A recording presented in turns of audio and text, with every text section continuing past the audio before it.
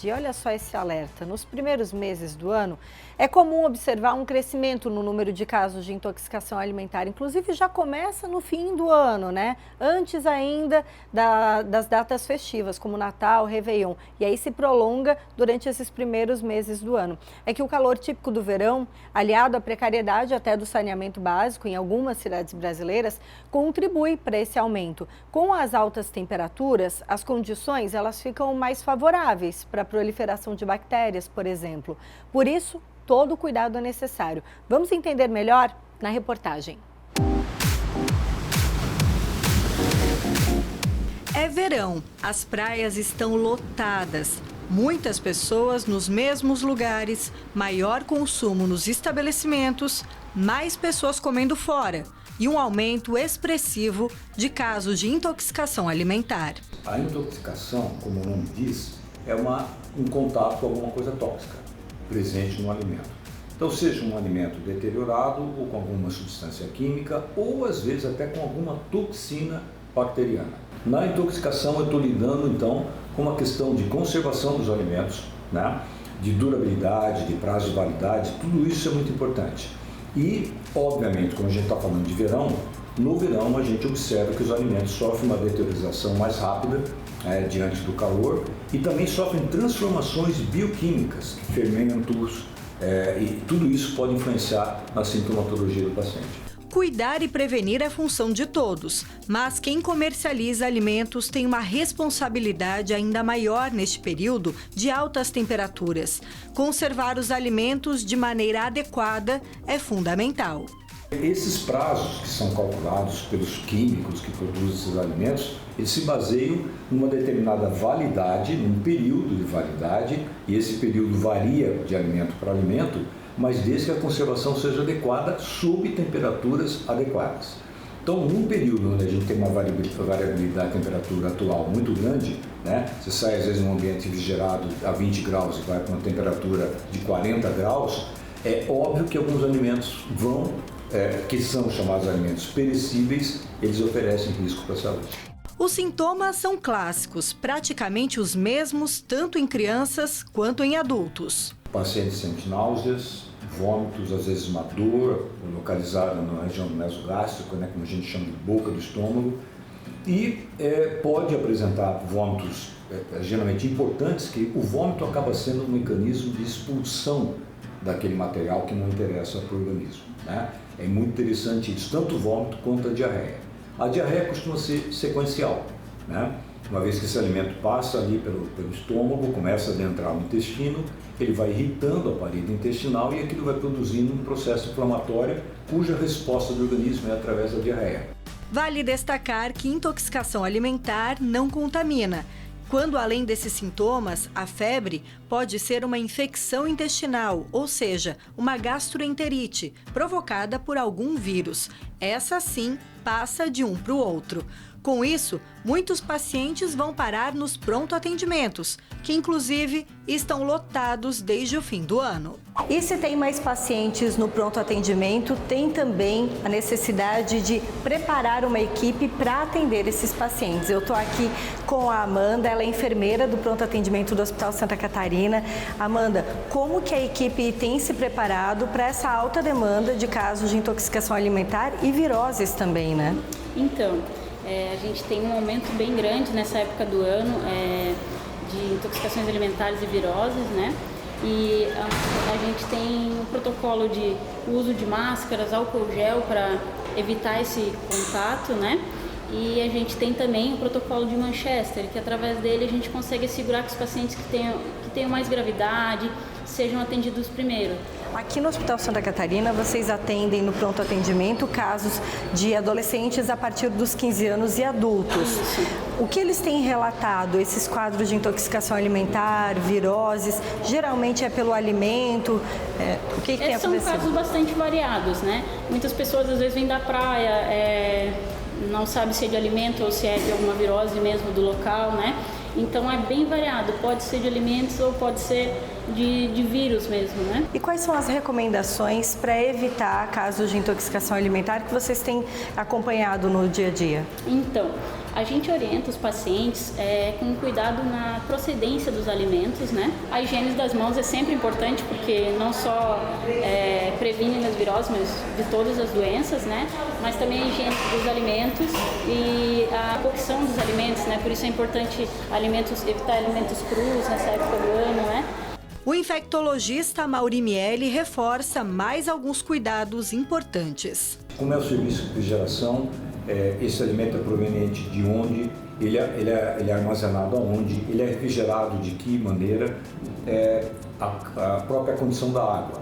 É água potável ou não, essa água é usada para limpeza, essa água é usada para fabricar gelo, que é uma outra coisa importantíssima, que o gelo que vai ser oferecido como na caipirinha, num suco, em algum refrigerante que você consome, ele tem que ser feito de água filtrada. Você pode estar se contaminando com um gelo que seja com uma substância tóxica ou com vírus, o que quer que seja.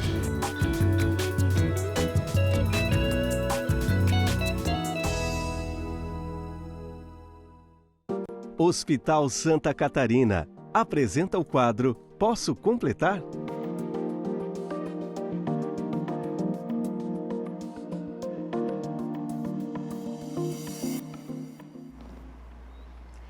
E agora, para completar a nossa reportagem, esclarecer melhor esse assunto para você aí de casa, temos aqui a doutora Caroline Machado Rota Dornelles, gastroenterologista, médica do Hospital Santa Catarina, o único que cuida da sua saúde por completo. Doutora, boa tarde, bem-vinda. Boa tarde. Para a gente tratar de um assunto que é trivial desse período do ano, né? Intoxicação alimentar. A gente sabe que muita gente viaja, volta com sintomas, viu aí na reportagem alguns tópicos, né? Agora, essa intoxicação alimentar, ela é mais comum das pessoas que viajam e que de repente não cuidam com o que estão comendo? Como que costumam ser os relatos, doutora? O mais comum é relacionado a algum tipo de viagem, né? Quando a gente sai do nosso ambiente habitual de conservação dos alimentos e acaba ingerindo alimentos que possam ter algum risco de estar contaminado, né? Agora no verão é muito mais comum, justamente pela alta temperatura, como a Miele comentou, né? Pelo risco de aumentar a proliferação bacteriana viral nos alimentos e a maior chance da gente consumir alimentos que não estão bem refrigerados, acondicionados, agora principalmente na região litorânea, que a gente acaba às vezes na beira da praia tendo um acesso muito maior a alimentos que, né, não estão acondicionados em geladeira, que vão estar acondicionados às vezes numa bolsa térmica. A temperatura ali varia muito e às vezes aumenta muito esse risco de, em curto espaço de tempo, o alimento já aumentar a proliferação ali e o paciente se intoxicar. De repente, um alimento, um iogurte, alguma coisa que duraria ali 3, 4 dias, de repente, em um dia, devido à alta temperatura, pode vencer naquele dia mesmo, né? Pode proliferar bactérias, enfim, né? Exatamente, porque a gente tem sempre que lembrar que está ali na embalagem descrito a temperatura ideal para a conservação daquele alimento naquele prazo de validade. E isso a gente não tem como controlar fora de uma geladeira, enfim, num lugar onde a gente vai ter uma bolsa térmica com gelo, mas a temperatura externa está muito maior. Agora, doutora, a gente viu ali na reportagem os sintomas que são clássicos, né?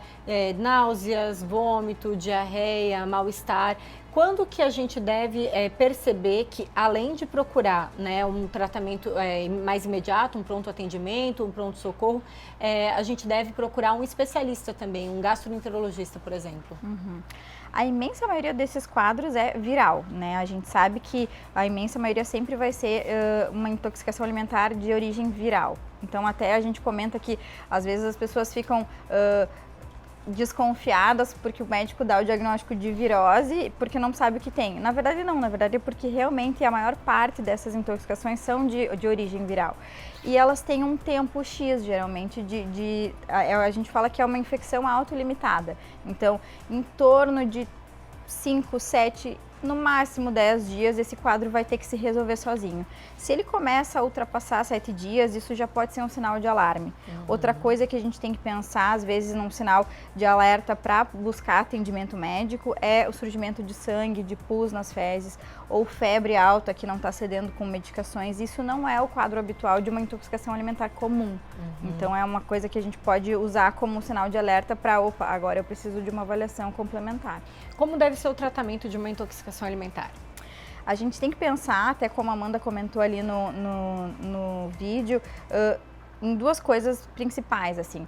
O principal problema de uma intoxicação alimentar, que é diarreia e vômito, é a consequência disso, que é a desidratação, que às vezes a gente não considera como uma coisa importante, mas na verdade é o ponto angular do tratamento.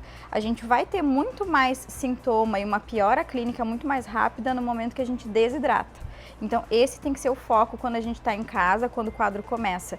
Tentar priorizar a hidratação do paciente. Às vezes, até quando são crianças, os pais ficam preocupados que não tem fome, que a criança não está comendo. Isso não é a prioridade nesse momento, a prioridade é a hidratação. Então, eu sempre recomendo para os pacientes que a gente faça uma hidratação vigorosa e eficaz e, de preferência, com um composto que tenha um pouco de sais minerais, que é aquele clássico soro de reidratação oral. A gente tem na farmácia, ele não tem custo elevado, ele é baratinho. Eles geralmente, o que eu recomendo é comprar aquele sachê que dilui num litro de água, sempre priorizando usar água filtrada para a gente fazer esse soro, né? Cuidar, isso também é uma coisa importante, né? Que água a gente está usando para fazer isso.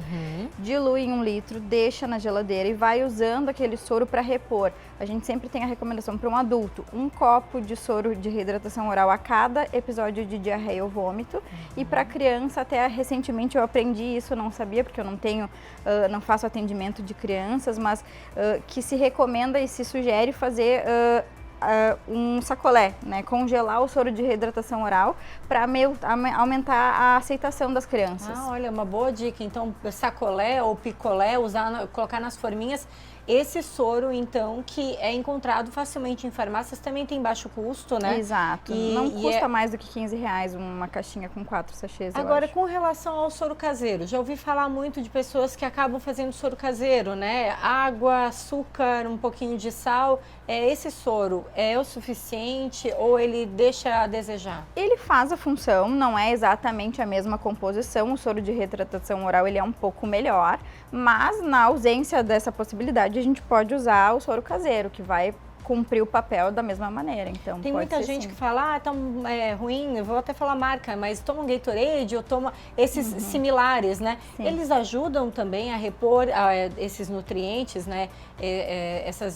Esses elementos aí? Eles podem ser usados, eles até às vezes têm uma aceitação melhor, principalmente quando é criança, mas o ideal, pensando que é um produto industrializado, que vai ter vários outros componentes que às vezes podem irritar um paciente que já está um pouco fragilizado, melhor o soro de reidratação oral. Se não puder, e às vezes a aceitação não for tão simples assim, a gente pode usar os isotônicos. Verdade. Agora, assim, em casos de intoxicação alimentar, né, quais são as medidas imediatas que a gente deve tomar? É procurar mesmo um pronto atendimento? É aguardar um pouquinho em casa? Porque a gente sabe que muitas vezes criança, né, acaba ficando muito debilitada, ficando sem energia. É muito fácil para a gente entender qual é o melhor momento, assim. O ponto angular é essa questão da hidratação. As crianças e os idosos desidratam muito mais rápido, então se daqui a pouco o paciente não está conseguindo ingerir nada via oral, a gente está tentando em casa hidratar, o paciente vomita tudo que está ingerindo ou está tendo muitos episódios de diarreia e começa a apresentar muita fraqueza, muito mal-estar, bom, aí talvez valha a pena ter uma avaliação complementar. A gente tem que pensar que agora a gente está, principalmente na região litorânea, com uma superpopulação. E isso aumenta muito o número de pessoas nas emergências e, ao mesmo tempo, o tempo de espera nas emergências. Então, é importante que todo mundo tenha noção de ter um pouco de paciência para isso e que lá nas emergências, como a própria Amanda disse, é feita uma triagem de gravidade para que seja priorizado aqueles casos que precisam ser atendidos de imediato. Sempre que a gente puder evitar ir para a emergência sem necessidade, melhor para quem está lá e para a gente que não vai ficar esperando tanto tempo. Então, começou um quadro de intoxicação alimentar, começa a hidratar em casa. Percebeu que não está conseguindo hidratar de maneira eficaz, emergência, procura um pronto atendimento, seja no posto de saúde ou seja, às vezes, numa UPA ou até num pronto atendimento hospitalar.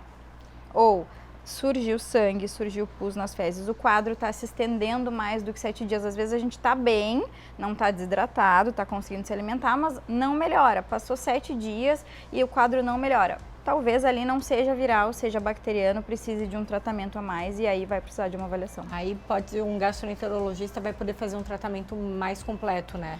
Num geral, é um quadro simples, né? Qualquer médico é habilitado a fazer o atendimento de um paciente com quadro de gastroenterite, porque é um quadro muito comum, mas se eventualmente precisar um suporte, ali no hospital a gente até geralmente está muito próximo do pessoal da emergência para quando eles precisam de algum suporte para a gente trabalhar juntos, mas num geral não seria necessário um especialista, a não ser que realmente seja um quadro que seja muito fora do padrão típico.